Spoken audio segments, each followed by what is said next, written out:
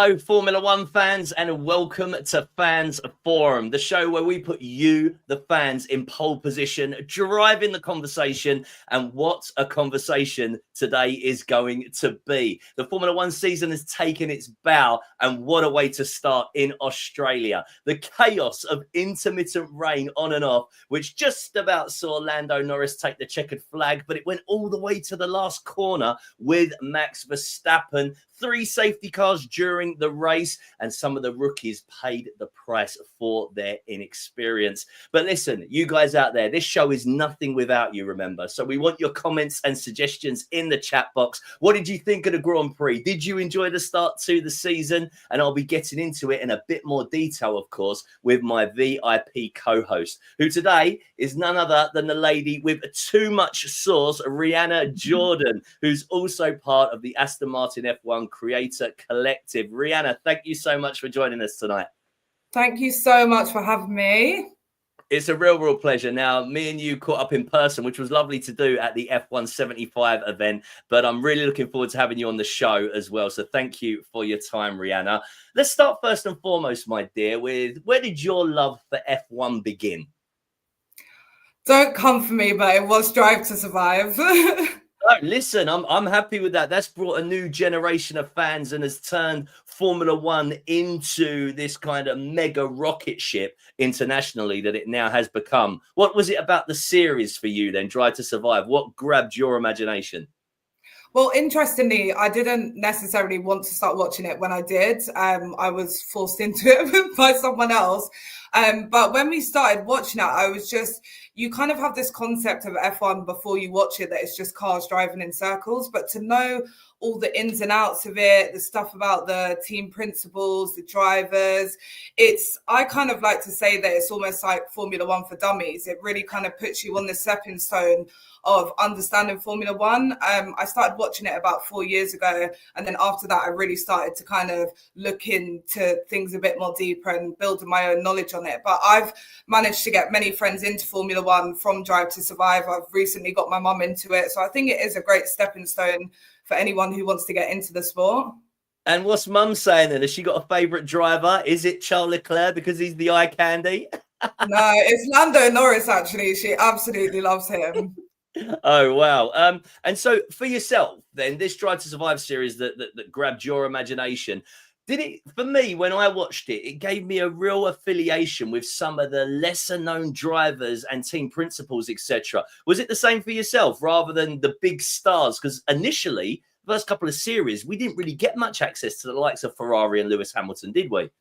No, I 100% think so. I mean, before I started watching it, the only person that I did know was Lewis Hamilton. He was kind of a bit of a household name, but I had never heard of any of the drivers, any of the team principals. But I think it is really good that it gives more of an insight into some of the lower grid teams as well, because you kind of start to build a love and connection for them. And I think that's why when you go to the Grand Prix now, you do see people that are big fans of the like of Haas and Stake, whereas before, a lot of people are probably going for the top running teams. Well, listen, Rheanna, let's get into the big entertainment that was this weekend, the Australian Grand Prix. I mean, what a race. Even before the race, qualifying, the mishmash of the grid that it was qualifying, we knew that we were in for one to remember. But first and foremost, how did you watch it? Are you hardcore? Did you get up at 4 a.m. like some of us? Did you watch the immediate rerun at a more reasonable time of 8 a.m.? Or maybe you just watched it at your own leisure as and when you could be bothered? So on Saturday, I did just watch it when I woke up. I told myself that I wasn't going to look on my phone, but I did. I saw that Lando got pole. I just watched it at my own leisure, to be honest, on Sky Sports, just on a record.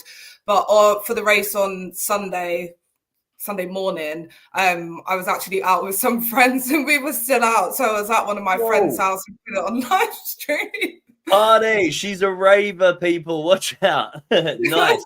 But listen, you might as well have done that, to be honest, the time it was on. I know the F1 Arcade played through until the early AM and had a live watch party. So why not if you can? Yeah, exactly. I was up, so I was like, I might as well watch it.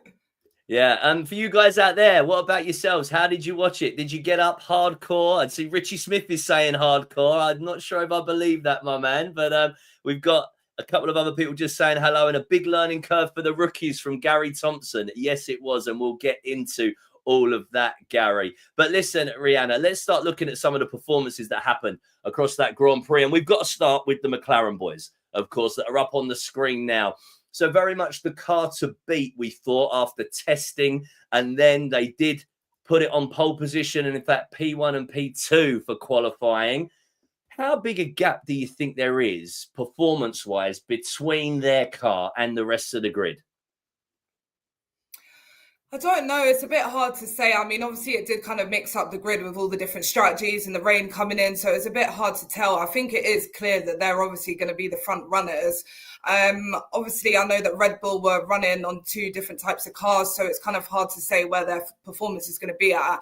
I know at the end that Max was pretty much catching up to Lando, but that could be down to strategy. So I think it's hard to tell. But I think it is very clear that they're going to be the front runner of this season. So Lando Norris this season, it's been talked about in and around as the favourite for the Drivers' World Championship. And perhaps for that to happen, a certain mentality needs to change for Lando. Did we see a performance at the weekend that showed people that perhaps there has been a step up in mentality? What did you think of him? Yeah, I think he had a really good race. I think he's kind of gone into this with a new attitude, I'm hoping, from what I've seen. I think last year he was very getting himself deflated with situations that had gone on, and he was letting it affect him, which I do think is why Max is such a great driver, because he believes in himself and what he can do. I think if Lando shows that attitude, then he 100% can contend for the Drivers' Championship this year. But I just hope that he doesn't kind of let things get to him too much and kind of just bring a bit more of that punchy attitude, because he is a great driver, but I think sometimes he gets into his own head, which then shows in his performance. Yeah, we saw a little bit of that. I mean, sorry for a spoiler, but if anyone hasn't seen the latest season of Drive to Survive, you know, myself and Rheanna have been bigging it up. Then he does talk a little bit in there about his mentality. And he had a nickname Lando No Wins for a while, didn't he? Because he couldn't quite secure that first win. But yeah, very good performance from Lando Norris across the weekend. On the other side of the garage, though, Rheanna, Oscar Piastri, I mean, he must have been gutted. And it really is the luck of the gods, because him and Lando followed the same racing line. Both went off the track, and it was just lucky for Lando that he stayed on, and Oscar almost beached it in the grass, but managed to get it going again. But what did you make of Oscar's performance across the weekend before that unfortunate bit of luck? I thought it was really good. Obviously, he did qualify well as well. It was looking like it was potentially going to be a McLaren 1-2. At one point, he was looking like he was going to potentially even maybe overtake Lando. And I did really, really feel for him, because I think he did put in a good drive. And to be fair, even though the fact he went off the track and managed to make it back up a little bit, you know, you have to give it to him. But I did feel really bad for him, because it would have been good to see him on the podium, especially with the history of Australians in Australia. It would have been a really nice outcome for him. But I hope that he just kind of comes back to China and just, you know, keeps the same energy and keeps it going. Yeah, Gary makes a good point here, saying that we'll know more in the dry conditions, but they did look quick, McLaren. Yeah, I mean, we saw that from qualifying, didn't we? It was almost 0.4 of a second. They were ahead of Max, Lando to Max in quali. And yeah, next up in China, we may have a repeat, or at least we'll get dry conditions, hopefully, and we'll get to see the true performance of not just that McLaren, but also the Red Bull as well, I guess, to a certain extent. For McLaren fans sitting at home, though, Rheanna, what do you think they made of Zach Brown's let them race? And I thought it was quite interesting as a team boss to say that, because I'm very much an advocate of the team comes first. And, you know, the constructors is what we get rewarded the money for. So what did you make of Zach just letting them race it out, as it were? I think because it's the first race, I think it's acceptable. I mean, I know Norris is kind of put as the higher up driver, but I do think Oscar is phenomenal as well. And I think it's fair for them to have that kind of stance on it at the moment. I do think if someone then begins to take the lead, then obviously there does need to be a strategic choice made, like there was at the back end of last year, but they maybe done that a little bit too late. So I think it's fair to let them have it out until, you know, we kind of see where the standings come in after a few races. And then after that, I think they have to put their foot down and be a bit more strategic, because I think last year they could have made some better decisions when it came to team orders. And for yourself, favourites for the season for both constructors and drivers, or do you think somebody else could challenge them, McLaren, this season? I don't know. It's hard to say because if you look at last year, McLaren were pretty low to start off with, and same with Ferrari, and they really only kicked in kind of quarter to midway through the season. I think it's really hard to judge it at the moment. Ferrari hasn't had a great start. Red Bull hasn't had the start they wanted, but we don't know what's going to happen in a few races, some upgrades, some cars could be coming to more of the front of the field. I do think it's looking at the moment like they've got a better start. And generally, you know, when someone does have a great start like that, they do continue that throughout the year. But I don't think at the moment that we can rule out Red Bull or, to be fair, Ferrari until we see further down the line what's going to happen. Yeah, of course, all teams got their eyes on the new regulation reset for 2026. Completely new car, power unit and fuel systems, hybrid systems, and so much more. But listen, Rheanna, let's move it on then to talk about the man who towards the end of the race really did push Lando Norris to the very edge, Max Verstappen. Now, I mean, Max could drive a tractor, it seems, at the moment and make it competitive on a Formula One Grand Prix weekend. But do you think he's going to continuously be able to do that? You mentioned some very good knowledge there on the difference between his car and Liam Lawson's. But do you think they can get it together this season, Red Bull? I don't know. It's a difficult one. Seeing Max in interviews, he definitely doesn't seem as confident as he has in past years. But it's really hard to say. I mean, he's a great driver, and like you said, he could drive anything. And I think even if the car's not performing where it needs to be, he has got that skill and ability to kind of get it across the line. But from what I've seen from him talking of the car, I don't think it's where it needs to be. So I don't know if they're going to be able to get it together. Everything that's happened at Red Bull, I don't think there's a good vibe going on there at the moment. I don't know if that's slowly running into the team. But I wouldn't rule him out. He's a phenomenal driver, and you know he still came P2, so it wouldn't surprise me if he gets back on top at some point.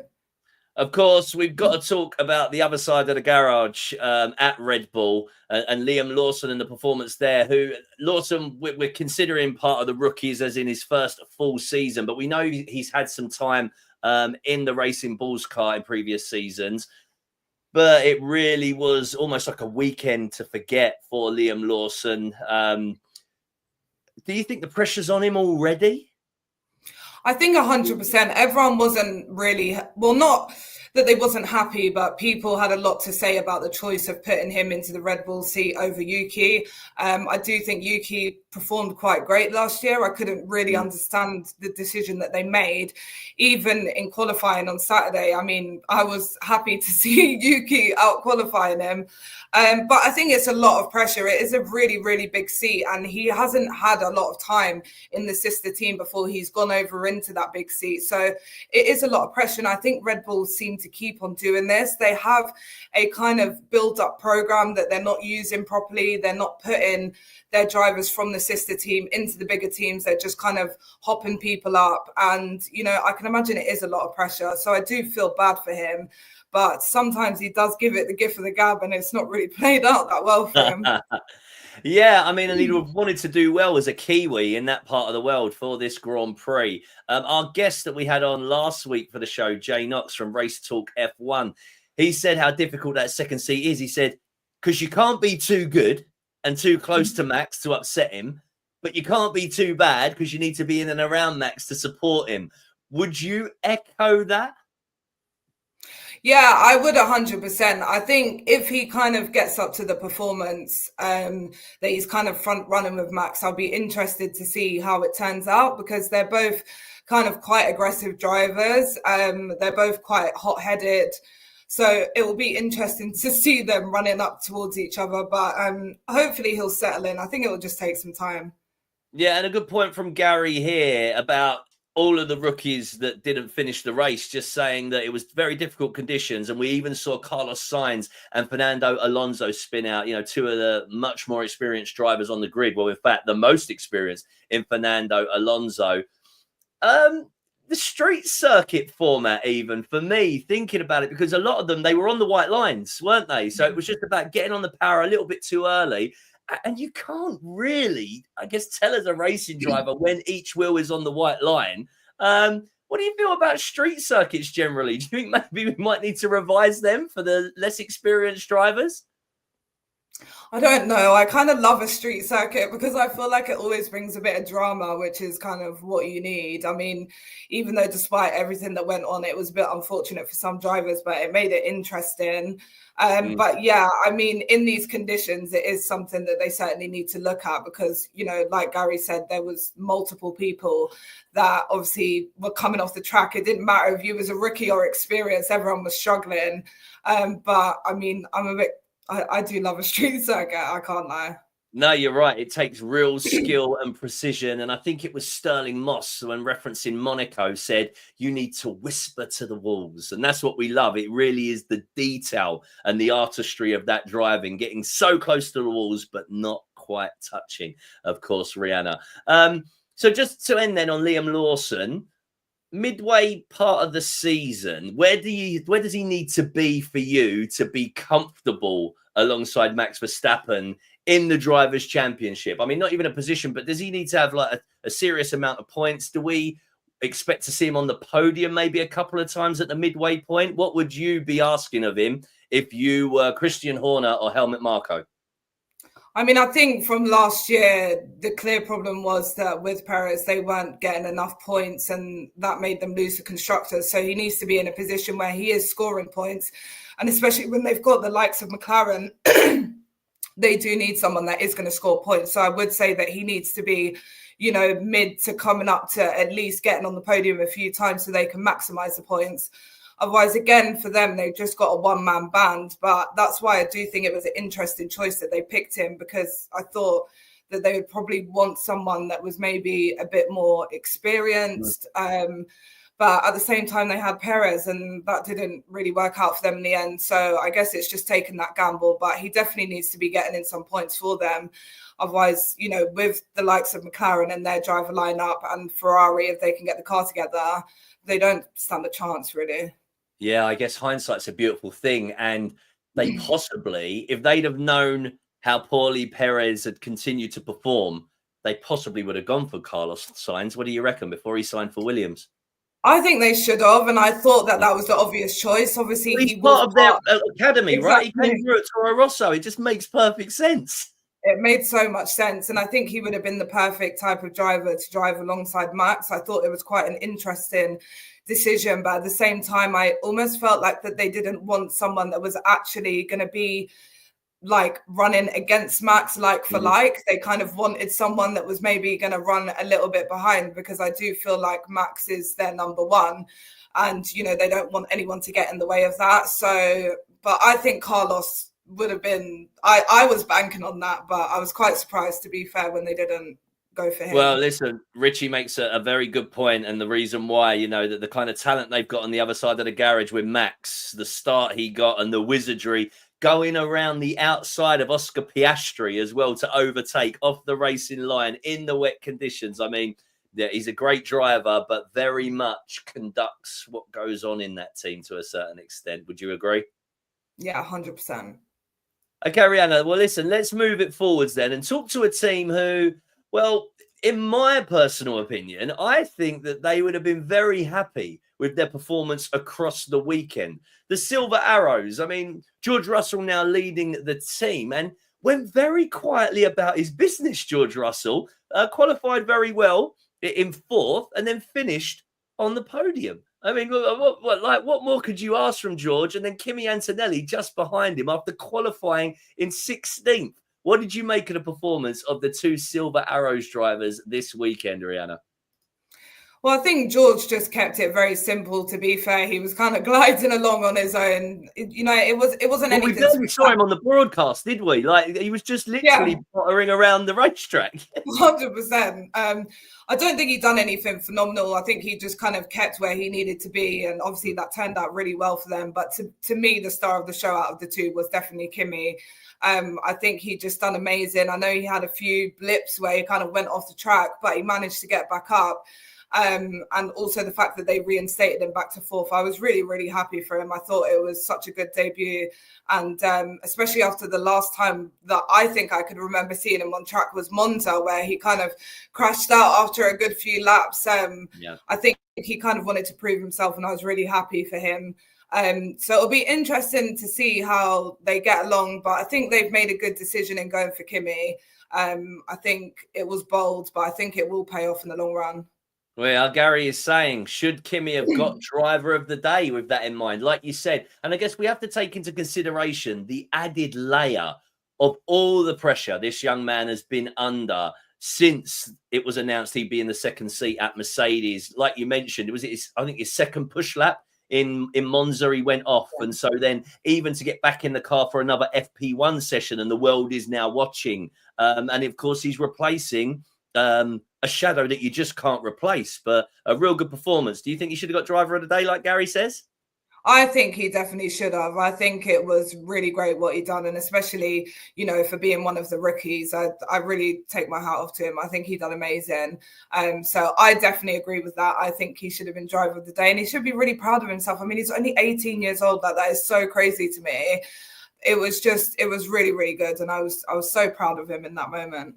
Yeah, particularly when you consider things like one of his fellow rookies went off in the formation lap. Another of his fellow rookies went off in the first lap after, I think it was 6 corners, So for him to quietly go about his business from P16 qualifying and get it all the way through to P4. And I saw before we came on tonight a great clip of his overtake on Alex Albon. It shows he is a true racer and that there really is a talent in there for Kimi Antonelli. So the Silver Arrows Mercedes will be very happy with their pairings performance. But what's your expectation for them for the season, Rheanna? I mean, of course, we know that they've fallen away a bit from the fantastic team that they were. A lot of personnel behind the scenes have moved on to pastures new, but they improved performance last season with 4 race wins. What are you expecting from them in 2025? I don't know. I find it really hard to say at this stage. I think they're definitely going to be mid to top tier, but I don't know if they're going to be running in top 3. Obviously, they've had a good race, but it's difficult because normally with the first race, you can kind of figure out at the moment where everyone's sitting. But because of the weather conditions, I mean, we had Stake in the top 10. It's just really hard to tell where people are at. Do not kick down Sauber, all right? Everyone was happy to see that bright green in the top 10. I was. But you know what I mean? It's hard to tell at the moment. It's really difficult, but I do think they'll be up there. I think they'd definitely be maybe in the top 4 or 5 teams for sure, 100%. Let's push it forward then, Rheanna, and talk about Williams Racing, who, of course, all the hype was around Carlos Sainz, but in the preview shows that I've done thus far for the season, we've discussed a lot about how Sainz's arrival could be fantastic for Alex Albon, and Alex has gone and put it on P5. I mean, what a performance, culminating the same amount of points he did for the whole duration of 2024. What did you make of Alex Albon in the Williams this weekend? He absolutely killed it. And the thing that I loved about it is they said that Carlos actually helped with the strategy of when they changed the tyres. So I thought even though Carlos wasn't on the track, it was very clear that they've got good teamwork going on. I'm really happy to see him up there because I think it's been a bit of a difficult time for Williams, but I'm hoping that they're going to start contending again. I think they should. They're such an iconic name in Formula One, and it's really a shame how low that they've been running. But I think Carlos and Alex is going to be an amazing driver lineup. I think it was unfortunate for Carlos, but like many other people, it was just difficult conditions. It was kept on changing. But yeah, Alex done phenomenal. Yeah, really strange one for Carlos Sainz. They talked about kind of like the engine mapping in the gear change or something that happened, and that was like a mini power surge that just flipped the back of the car around. And we watch it, don't we, on screen, and it sometimes feels like Formula One cars are almost made of paper. Like it's going along what looks like about 10 miles an hour, but goes in and it's obliterated. Testament to the safety cell and keeping the driver and all those important elements safe. But the other peripheries seem to fall apart pretty quickly. And Carlos Sainz fell foul of that, going out in lap 1. And they must have been really gutted as a team. But what do you think? Because I saw Carlos say a few weeks ago that he's excited about being part of the Williams project, but that fans shouldn't expect podiums or top 5 finishes in the first season. Alex Albon's just gone and got top 5. So do we have to revise that?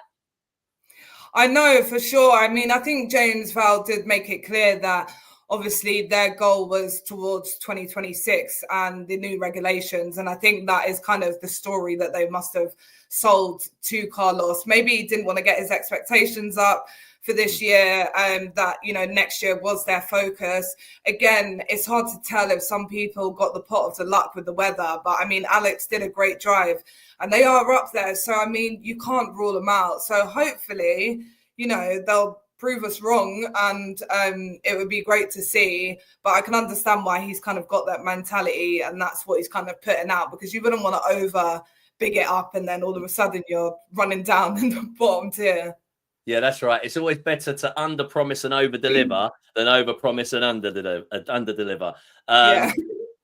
Let's talk about the relationship between the two drivers. Like you said, Carlos Sainz very much helped in the strategy for Alex out on circuit, and it feels like they got a lovely little bromance going on. But will it stay like that? Let's say that Alex regularly started outperforming Carlos Sainz. How happy does Carlos Sainz stay about that? Because, I mean, I'm sure Alex will be beaming.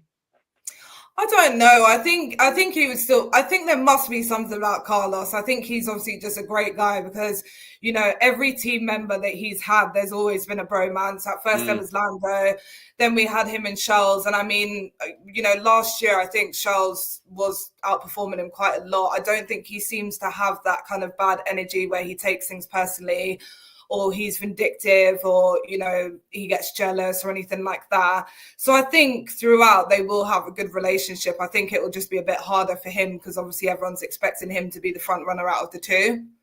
Yeah, real good point there. And I've never really thought about it, that everywhere Carlos Sainz is, when you're looking across the socials or looking on Drive to Survive, that pairing are living their best life. So it does say a lot about him as a character within that team. And I've not finished the full season of Drive to Survive, the current one, but I have watched the one about Carlos signing, and it feels like he does have a serious amount of weight to throw around for the moment at Williams. It's such a coup for them that whatever Carlos needs or says at the moment will be absolutely fine. But it is a fantastic acquisition for the team, and hopefully they can reap the benefits of it, not just for 2025, but of course, you mentioned James Vowles keeping his eye on the 2026 regs with this driver pairing.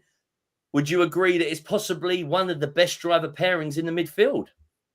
I think it 100% is. I think there's no doubt about it. I think Alex has really kind of solidified his space in Williams. Before it didn't, when he was in Red Bull, it didn't really feel like to me that he kind of fit in there, where I think at Williams, they really value him as a driver and care about him, which is what he deserves. And obviously they're going to care about, like you said, Carlos coming a lot. It's a big, you know, it's big talent for them. So I think it's a really, really good thing. Rheanna, we're going to move it forward and talk about your beloved Aston Martin. Of course, you're part of the Aston Martin F1 Creator Collective, and it was a race of two towels, really, wasn't it? If we talk about someone going quietly about their business again, Lance Stroll finishing in P6, matching a great performance there last season as well. He likes Australia, clearly. And then Fernando Alonso, we mentioned, the most experienced driver on the grid, falling foul to the wet weather, just getting on the power a little bit too early on the curb and spinning it. But Aston Martin must be pretty pleased, I would say, with that P6 from Lance, wouldn't you say?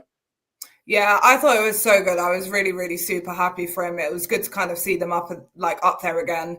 I know that last season wasn't the best, but they're kind of moving forward. They've got loads of great things coming in their future. So it was really good to see Lance up there. And obviously we don't know where Fernando could have come out. It's unfortunate that obviously what happened did happen. But, you know, he didn't seem too pressed about it. He's one of the most experienced drivers, if not the most, on the grid. He knows, you know, stuff happens and we move on to the next one. Yeah, he's been there, done it before. But Aston Martin seemed to have started the last few seasons well. Of course, lightning in 2023. But even last year, 3 top 6 finishes in the first 4 races. So they'll be buoyant and happy about this performance in Melbourne and hoping to continue that momentum in China moving forwards. What do you think is the aim for them in 2025? Or similarly, is it let's get through the season and all eyes towards 2026, particularly with all the fantastic new facilities that they've got at Silverstone? Yeah, I think for sure that is probably going to be the kind of stance that they're going down. Obviously, with the likes of Adrian Newey joining the team and stuff like that, I do think that they will be looking towards the future. So I think it will probably be a case of, performing the best that they can this season and then bringing in many new amazing things next season. So give us a little insight. I know you've been lucky enough to actually be in the facility. I've been to Silverstone a couple of times and seen it from the outside. And you've mentioned, there's big names going in there now at Aston Martin. Adrian Newey's joined. Andy Cow is now heading up the team.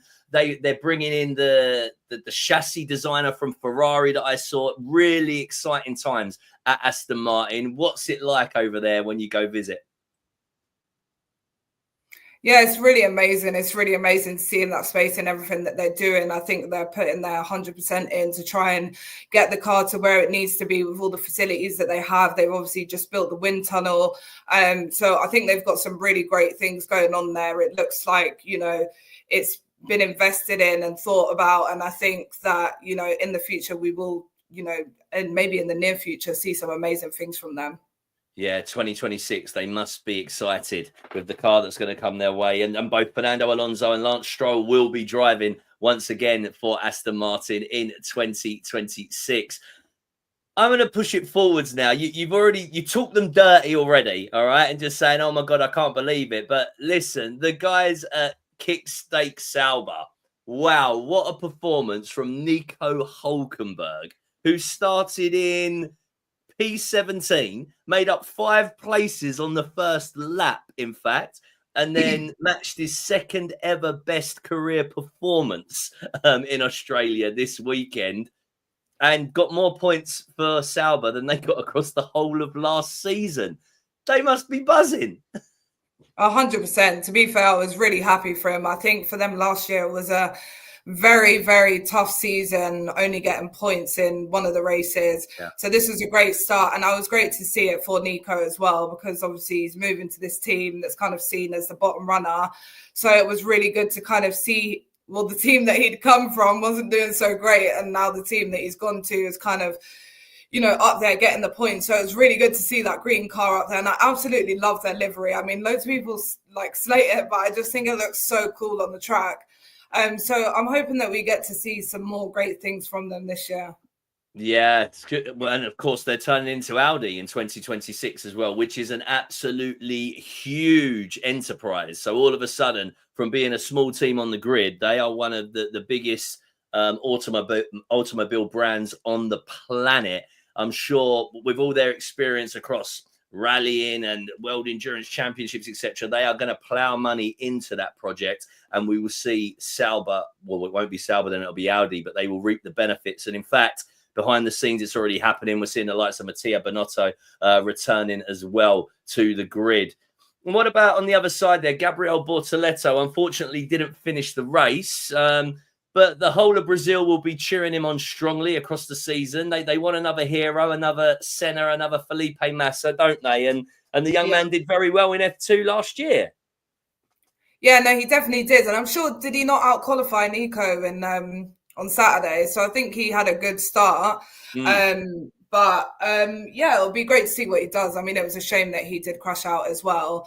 But I think, we definitely got to give these rookies some slack. They do need some time to get used to it. They're going from F2 to F1. I mean, I'm sure there's a massive difference in the power in these cars that they are driving. So, I saw, was it Helmut made some questionable comments about him. About Isaac, yeah, I saw those. Yeah, so I think it was he done a good job. It was just a shame for him.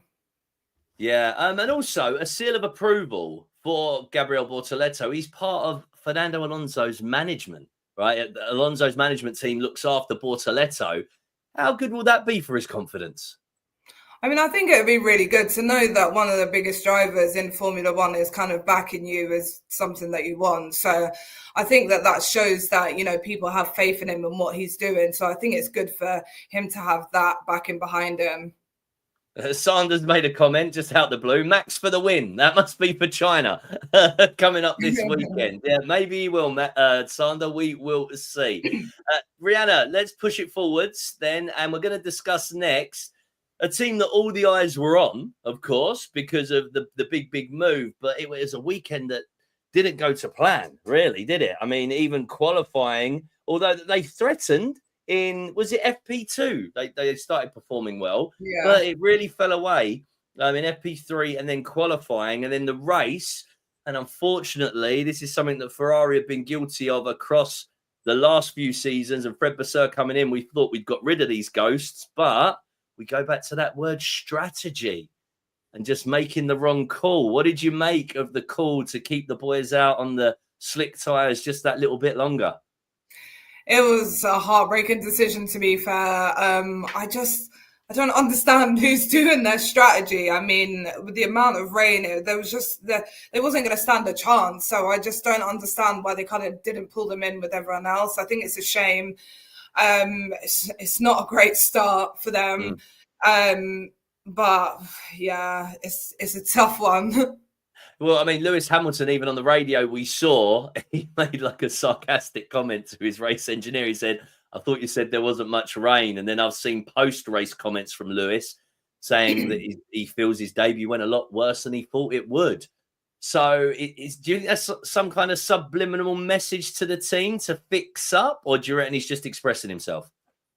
I think he's just expressing himself. I mean, there's going to be a lot of teething problems. Obviously, he's working with a completely new team that work in a new way. Obviously, it's just a completely different environment. Even hearing him on the radio, I know that they kept on trying to give him information and he kept on saying to them, just kind of leave me to it. And they weren't leaving him to it. They kept on. So I think it is going to take some time. It is a bit of a difficult one. I think obviously it's hard because I think Lewis knows everyone's going to be asking the questions. Did he make the right decision? Everyone that goes to Ferrari doesn't have a good chance. And obviously, people that are Lewis fans do want to kind of see him get that 8th title, which I think is what he's looking for before he retires. I'm not ruling them out yet. I know that it was similar to the beginning of last year. They weren't doing so great and they managed to pick it back up.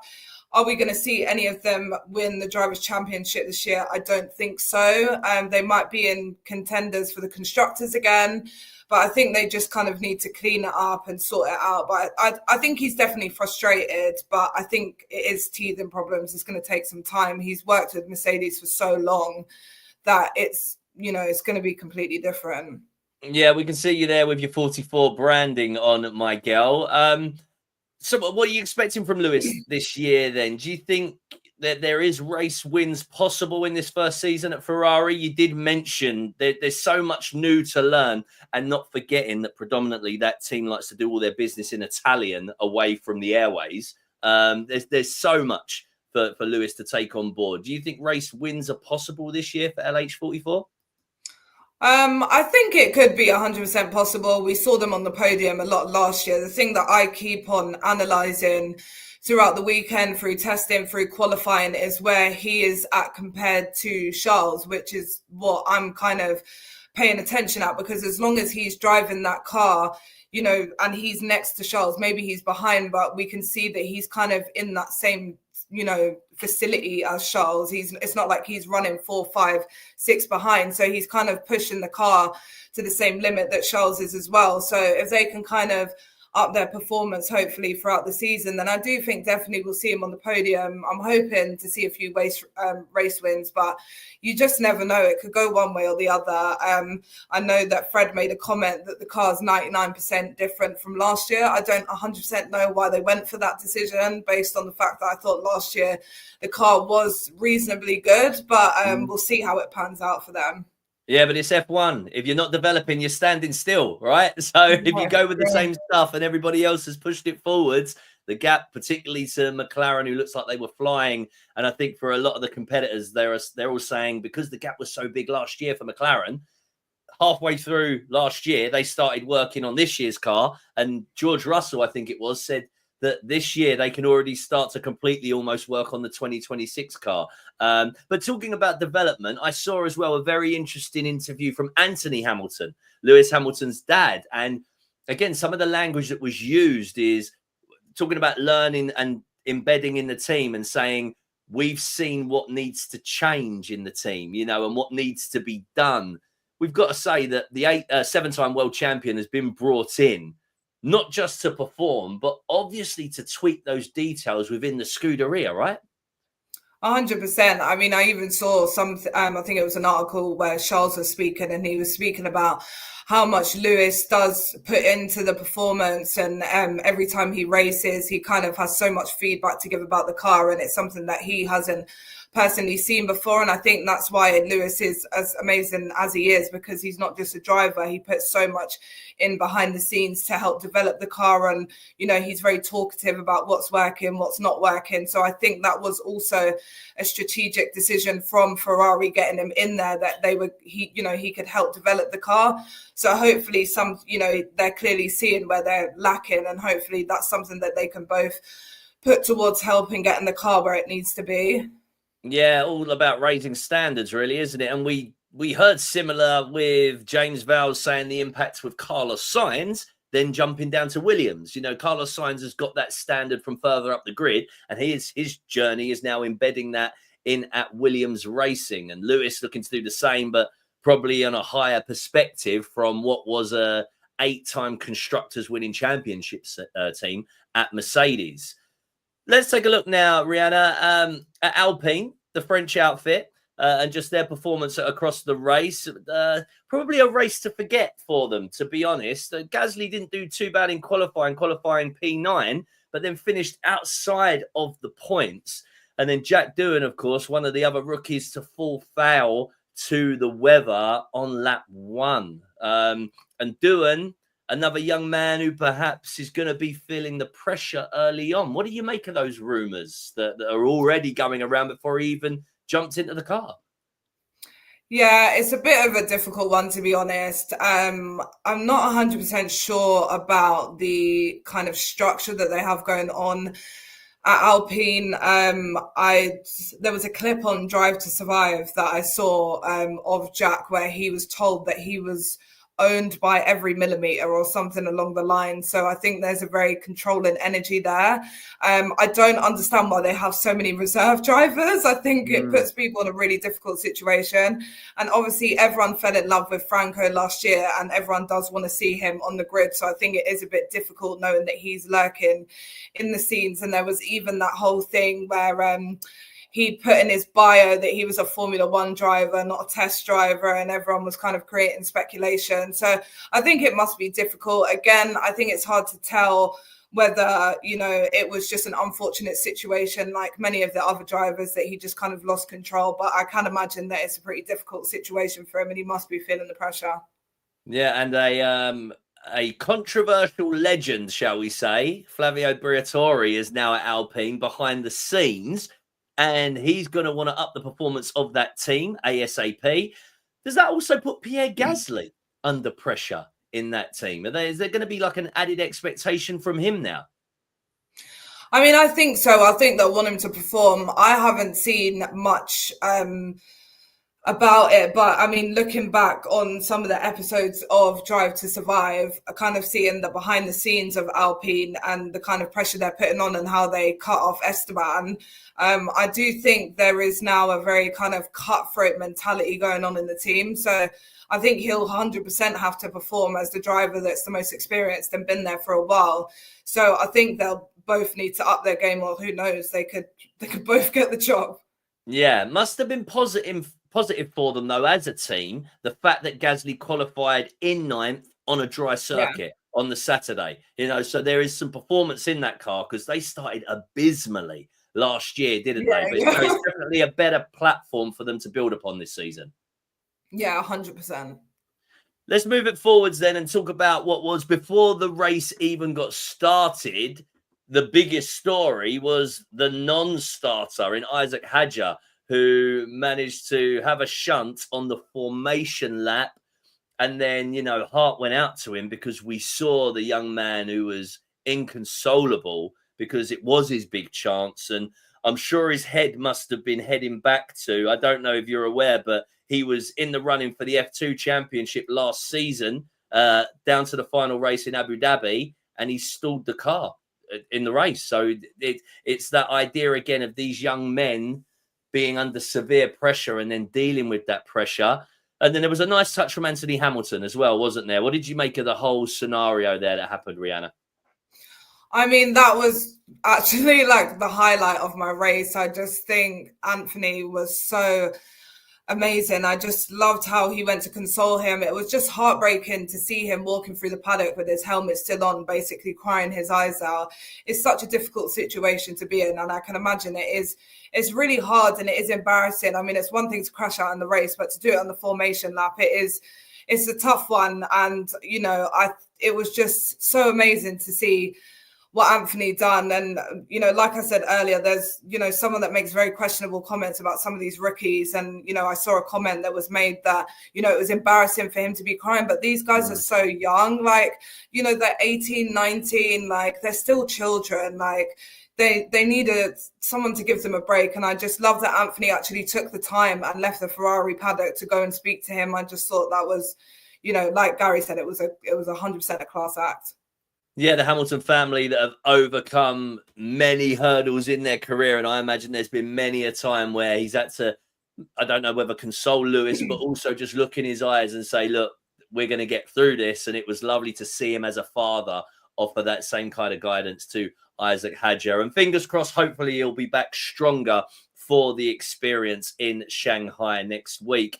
What about the other side of the grid there? You mentioned earlier in the show, in fact, that you were disappointed to see Yuki not get the second seat at Red Bull, but qualified really well, but managed to finish outside of the points, Yuki. A bit of a disaster of a race.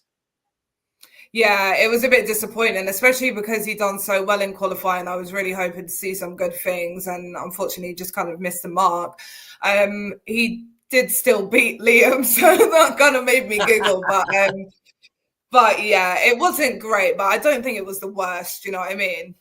So what do we have to make of Yuki's mindset? The fact that he performed like that across this weekend? Because again, in the preview shows I was doing earlier in the season, I was like, if I was Yuki, I'd be like, all right, cool. I'm just going to chill then. Like, what's the point? Like, I'm performing and I'm not getting that chance in the senior team. What do you make of his mentality that he's hit the ground running this season? Well, I think, there's comments that have been going around that he might not have much more time left at Red Bull, and it's something that they might not continue with him.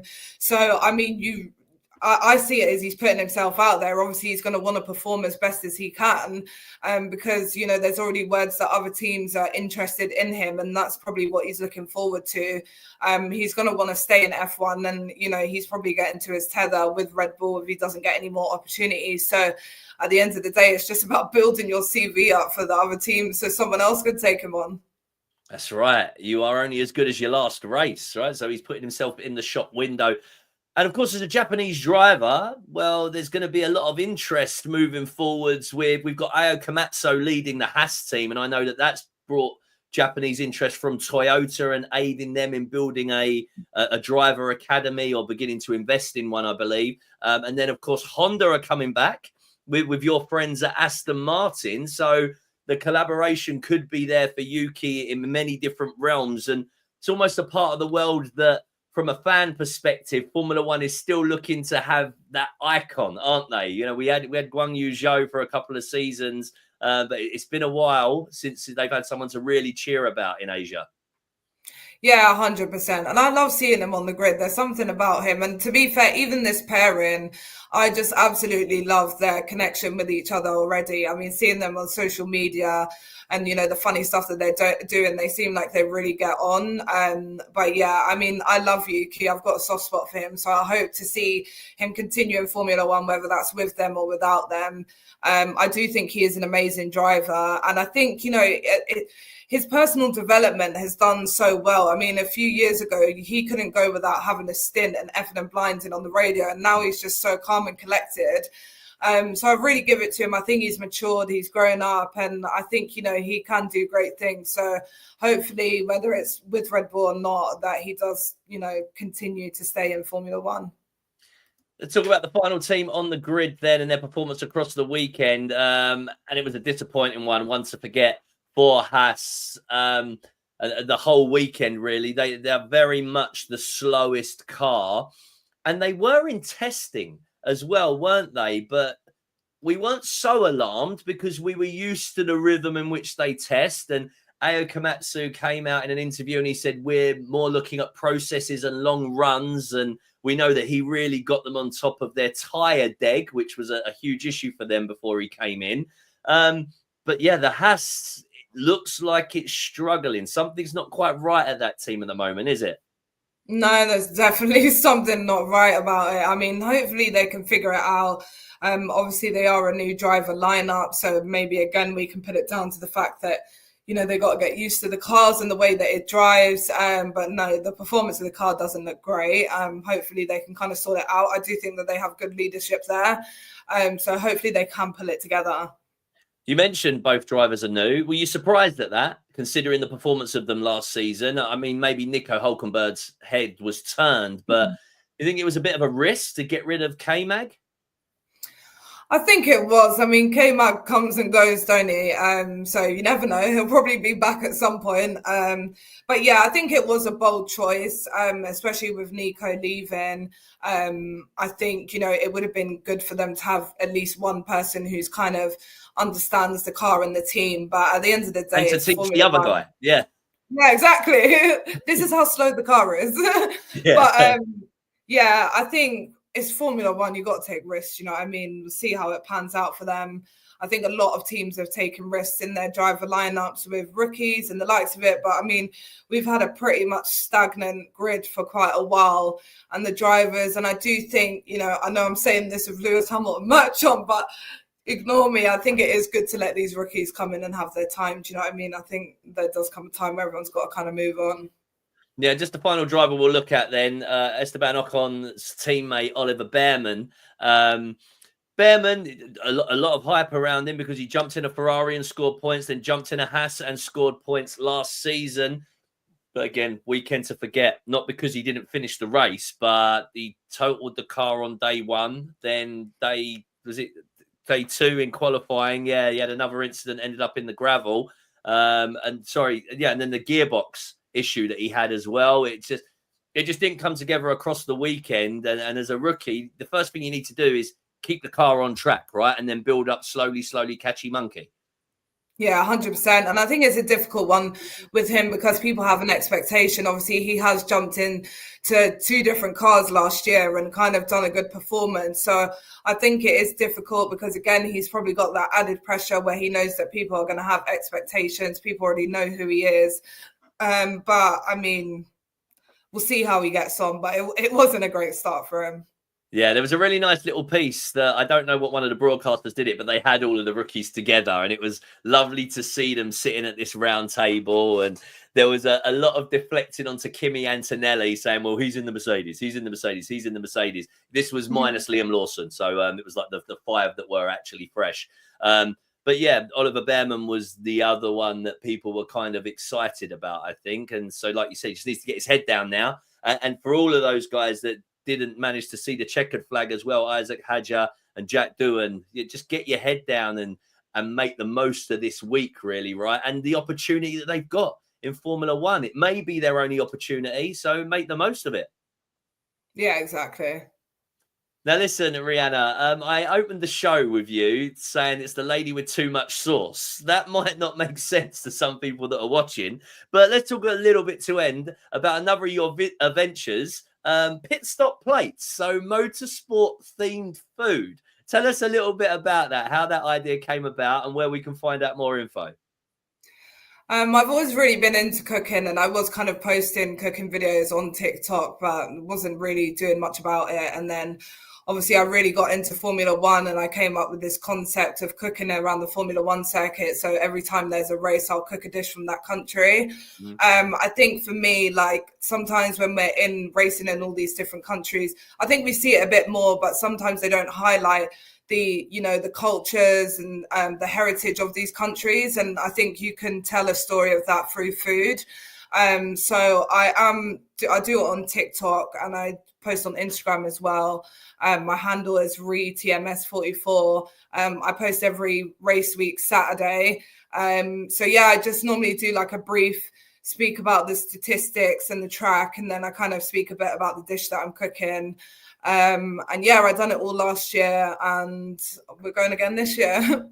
Great to hear. You know, again, it's that idea, the USP, the unique angle that you can have across race weekends. So well done, you. What was the dish for Melbourne? So the Australia themed dish as such. It's a bit of a controversial one, but I made pavlova. I think the Australians and the Kiwis like to argue over who invented it. And the Australians say it's theirs and the Kiwis say it's theirs. I did put kiwis on my pavlova just to give a little nod to people from New Zealand. But that is what I made for my first dish. And then obviously we'll do China on Saturday. Yeah, can we get a sneak peek of what's coming, or do we have to tune in and watch online across the socials? I'll never tell. You got to watch. Hey. Okay, well, listen, Rheanna Jordan, it's been an absolute pleasure to catch up and chew the fat and get into the event that was the Australian Grand Prix for 2025. Once again, my dear, thank you so much for joining us and giving up your time. And I hope you enjoy the rest of the season as a fan and also across your work as part of the Aston Martin F1 Creator Collective. So keep doing your fantastic work there. We will be following. Did you have a good time on the show? Yeah, it was really good. Thank you so much for having me. No problem at all. And you guys out there, once again, thank you for those that engaged in the comments and chat box. Without you, we're nothing here. That's our unique selling point, that we want you as part of the conversation. So if you haven't already, spread the word. Make sure you subscribe if you are tuning in right now or you're watching on a record, because we need your support. Like the show, and we will be back after the Chinese Grand Prix that Monday night as well for another review. And hopefully it's another stormer. But not a real storm. You know what I mean. Have a good night, people.